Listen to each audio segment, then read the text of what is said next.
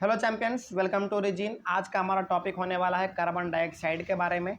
जानते हैं carbon dioxide क्या है, इसके बारे में डीप स्टडी हम लोग करेंगे अभी। देखिए क्या लिखा हुआ है।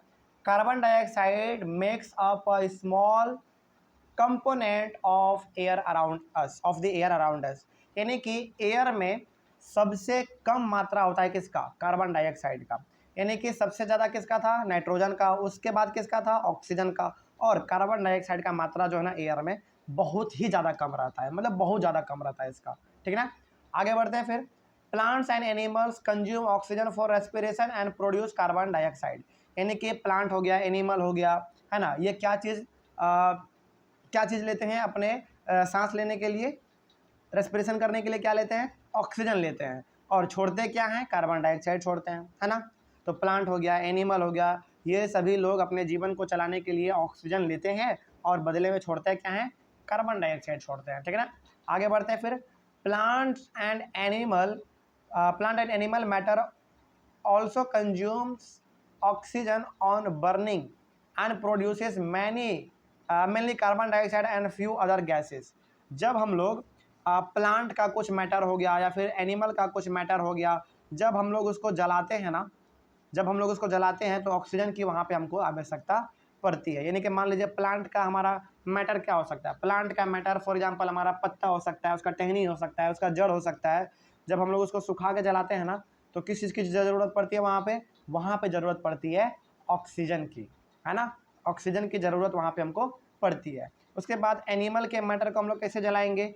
एनिमल के मैटर को सपोज मान लीजिए, फॉर एग्जांपल मान लीजिए यदि हम लोग हैं एनिमल, यानी कि ह्यूमन बींग है, तो हम लोग भी तो एनिमल के कैटेगरी में ही आते हैं ना।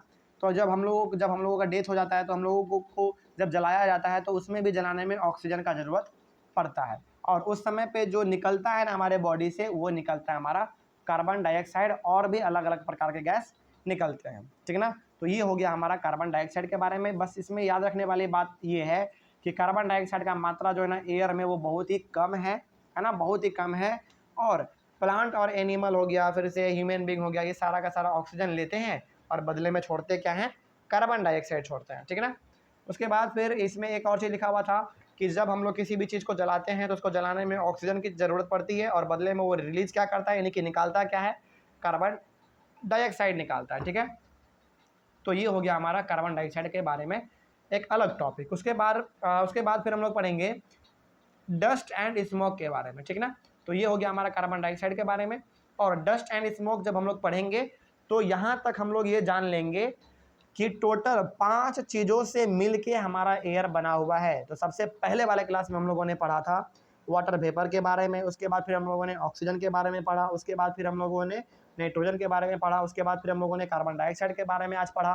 उसके बाद फिर हम लोग अपने नेक्स्ट क्लास में पढ़ेंगे डस्ट एंड स्मोक के बारे में। तो इन 5 चीज़ों से मिलके हमारा एयर बना हुआ है। ठीक है ना। चलिए, आई होप आपको समझ में आया होगा। और यदि कहीं पे भी आपको कोई डाउट हो तो आप कमेंट करके पूछ सकते हैं, हम लोग आपके कमेंट का जवाब देने की कोशिश करेंगे। ठीक है। चलिए, थैंक यू वेरी मच।